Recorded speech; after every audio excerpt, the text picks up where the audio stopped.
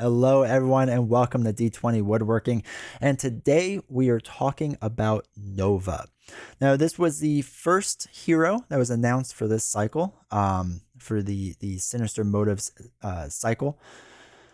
And this was a hero that I feel like a lot of people were super excited about, super hyped about. And I wasn't at first. I couldn't really understand why people were so excited. And as I've gotten to play him a lot more, I'm about a little over a dozen plays into him right now. I kind of get it. He's actually a pretty fun hero to play. I've thoroughly enjoyed him. I've enjoyed him a lot more than I thought I was going to. I guess is the safest way to say that. So I just want to talk about him a little bit. Let's talk about Sam Alexander. One of the interesting things with him is that when you spend one resource of any type, you can look for your helmet, right? This is, in my opinion, better than a setup ability, just because with setups, to get his helmet, which is the main part of his kit, it'd be tough to find it again, right? You usually have to wait for it to cycle back around before you can go out and fetch it. One of the interesting things too is if you search for your deck and use a wild resource, right? You spend one wild resource, you can play the card straight ahead. And this is a huge thing. And this is something that we'll see a lot in this deck, which is kind of interesting. But let's flip over to Nova's side. He's a 1/1/2 hero. And after you use one of his basic powers, you can ready your helmet, right? We just talked about getting this helmet, but you can ready said helmet. So what is this helmet? Well, Supernova Helmet gains aerial trait, which first off, I am super excited for, right? The more aerial trait stuff out there, I'm excited for because I think this is one of the traits that hasn't been fully explored in this game yet. Like it's been kind of bits and pieces here and there, but I want to see more of it. And I'm happy Nova has that. But you exhaust this helmet to generate a wild resource. Now, this is going to be kind of a big thing throughout his kit because a lot of his cards cost 1 or 2. And a lot of these cards, when you pay for the card using a wild resource, it counts as 2 resources, right? So for example, you have light speed flight, all right?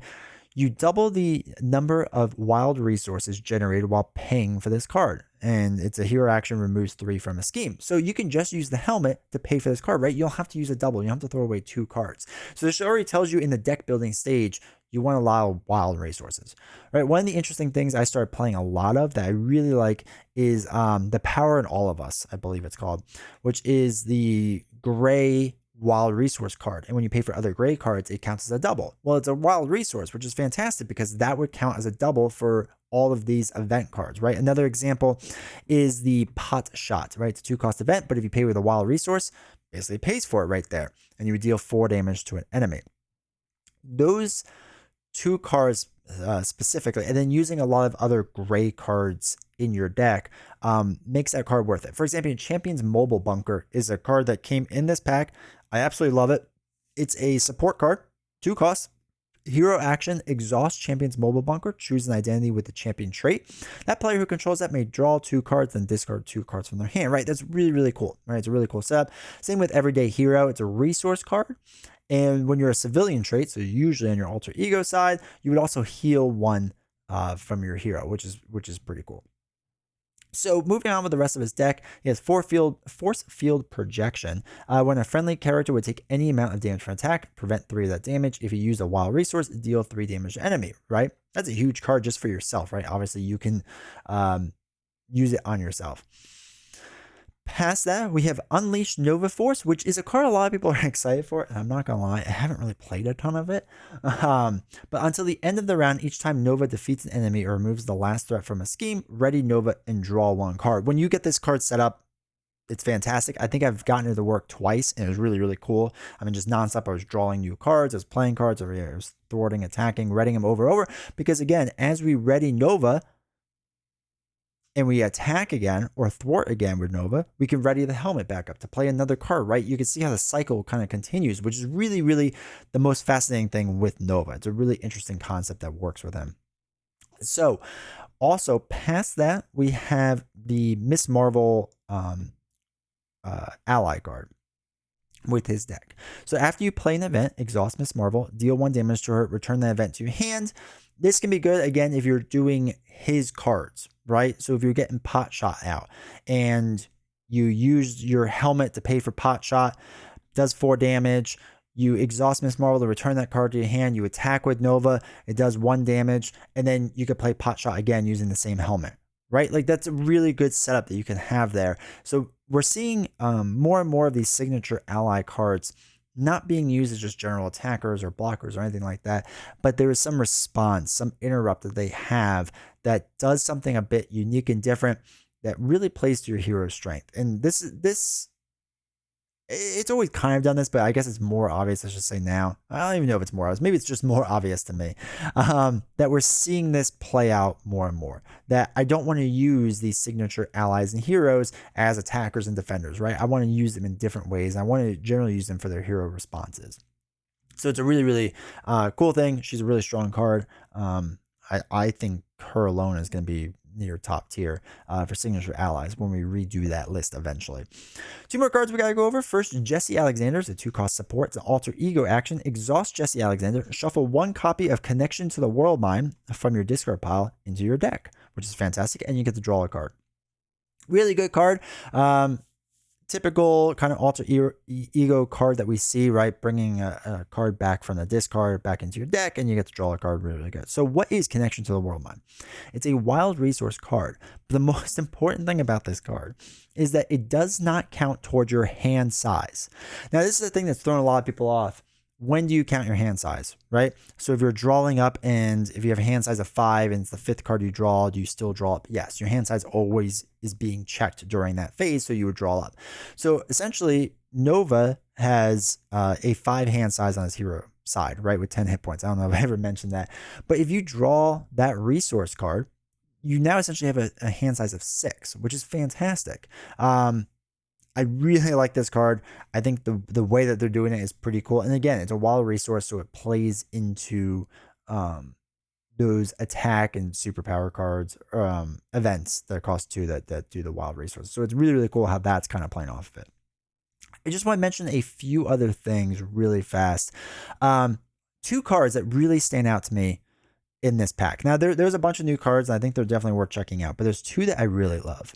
And one is Pitchback, right? It's a 1-cost event, and you can only play it if you have the aerial trait. All right, so it's a little restricted, but we're seeing more aerial heroes out there.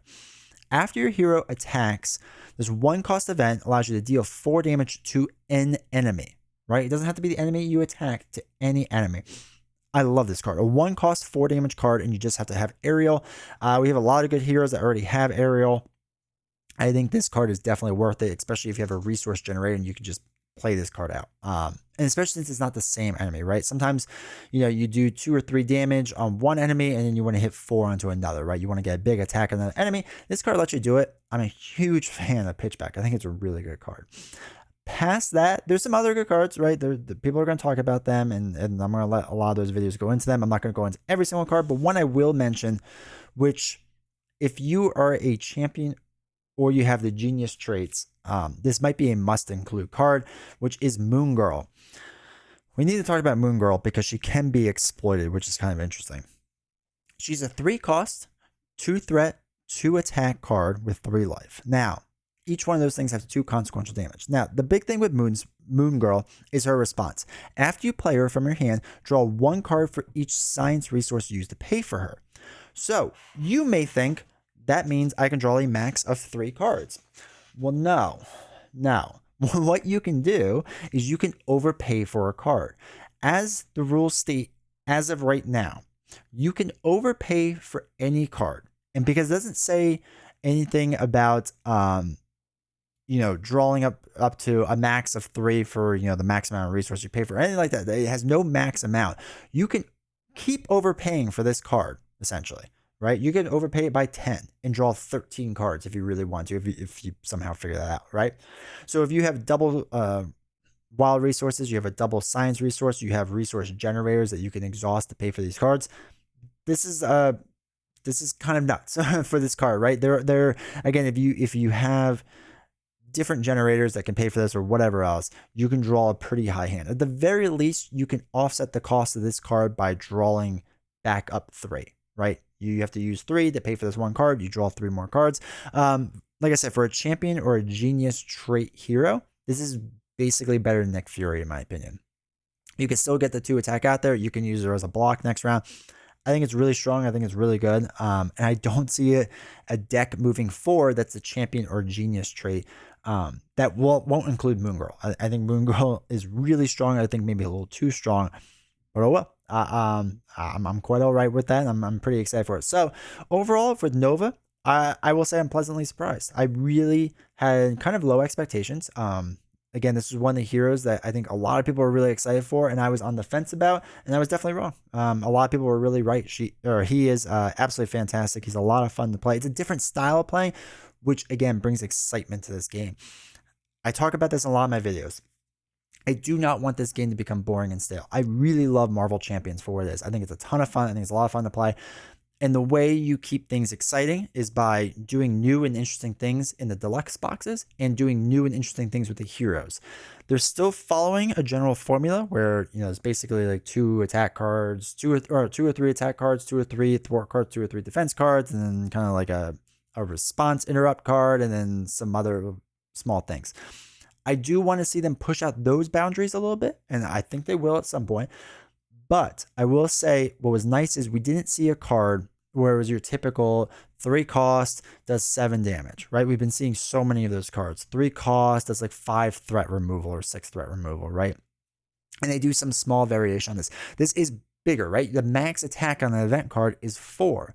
But the fact is that you can, if you play the game or you play Nova the way that they want you to play Nova, you should be able to return that card at least once, right? Get that card back, use different cards to draw up to refresh resources, right? You should be able to play most of the cards in your hand, so you don't have that big attack per se, but you could do a lot of medium-sized attacks, which I think is pretty interesting, and it still makes old bosses tough, right? When we talk about old villains, Zola is still one of the hardest out there because of his retaliate right off the bat, right? You can't do small amounts of damage.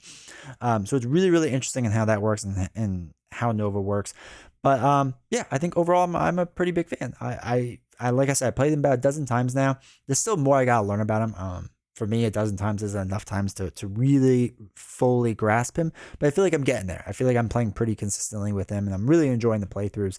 So yeah, I like Nova, and I'm really interested in hearing what you all think about it. Do me a huge favor.